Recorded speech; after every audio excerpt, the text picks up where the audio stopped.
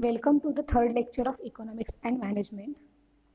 In last lecture, we have talked about demand curve, demand schedule, and law of demand.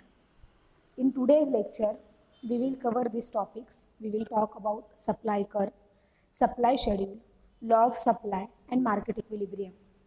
If you have a clear-cut idea about demand curve, demand schedule, then you will easily understand what is supply curve and supply schedule. So, what is supply curve? Supply curve is a plot that shows the relationship between price of that product and quantity supply, holding other factors fixed. Right. Now, what is meaning of supply schedule? Whenever we are showing the relationship between quantity supplied and price of that product into a table format, then that is known as a supply schedule. Now, there is one more concept, shift in the supply curve. We have seen shift in the demand curve. Likewise here, shift in the supply curve.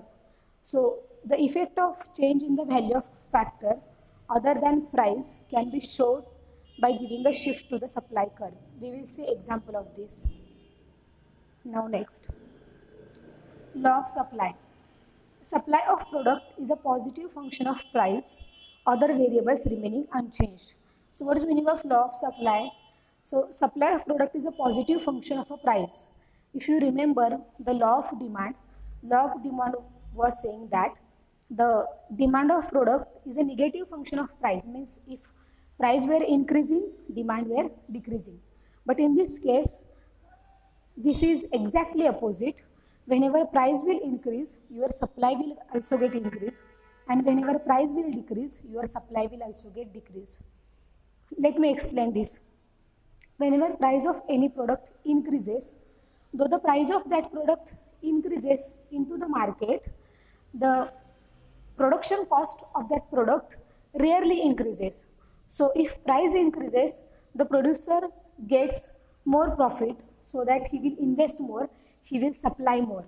So there is a positive function. If supply increases, price, or if price increases, supply also increases, or if price decreases, supply also decreases.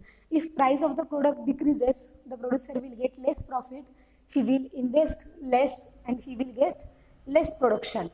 So supply will automatically get decreased. So this is the law of supply. Now supply curve.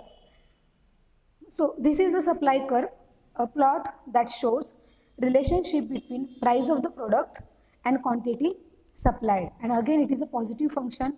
If you see carefully, as price increases, your supply also increases, or as price decreases, your supply also decreases. Now on right hand side, there is one more graph that shows the effect of better technology on the supply. Means this is known as a shift in supply curve. Keeping all other factors constant, if any other factor gets changed, what will happen to the supply curve? So in this case, as price increases, supply increases, obviously. But if your technology gets better, the price of product will also increase and supply will also get increased. So the dotted line shows shift in curve. The technology gets better, the price increases, the production increases, and supply increases. So there is a shift in curve. Now next, market equilibrium. We have seen definition of this concept in the very first lecture. When we say the market is in equilibrium, whenever there is a demand equals to supply, right? So the market is in equilibrium when demand and supply are equal. So what affects the market equilibrium? If there is a excess in supply and there is a less demand, then we cannot say that market is in equilibrium, right? Or whenever there is so much demand of any product, but there is a shortage of supply, then in that case also your market equilibrium disturbs. So whenever there is a demand equals to supply, then we can say that market is in an equilibrium, and that is the ideal situation. So this is the graph that shows this situation.